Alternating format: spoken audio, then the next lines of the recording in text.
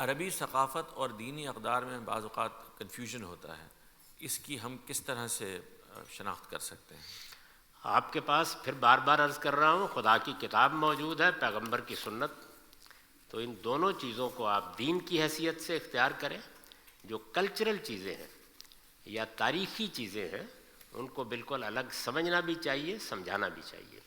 یہ ہماری بدقسمتی ہے کہ ہمارے ہاں جب اسلامیات پڑھائی جاتی ہے، خاص طور پر مدرسوں میں، تو اس میں ان تینوں چیزوں کا ایک ملغوبہ تیار کر دیا جاتا ہے، یعنی دین، کلچر اور تاریخ۔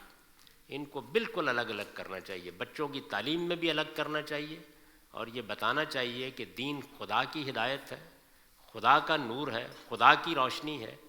دین کے لیے ہم اپنے پروردگار کے سامنے جواب دہ ہیں، یہ ہمارے پیغمبر کی لائی ہوئی روشنی ہے۔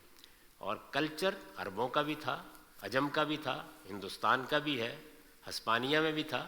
کلچر تبدیل ہوتے رہتے ہیں، کلچر کے ساتھ بھی محبت ہوتی ہے، انسان اس کو بھی لے کے چلتا ہے۔ تہذیب اور ثقافت اور اقدار یہ انسانیت کا حسن ہے، لیکن ان کو اسی حیثیت سے پیش کرنا چاہیے۔ تاریخ کے بارے میں بھی لوگوں کو بتانا چاہیے کہ تاریخ میں بے شمار چیزیں ایسی ہوتی ہیں جو تاریخ کے گرد کے نیچے دبی ہوئی ہوتی ہیں، اور بہت سی چیزیں ہوتی ہیں کہ جن میں حقیقی روشنی نہیں ہوتی۔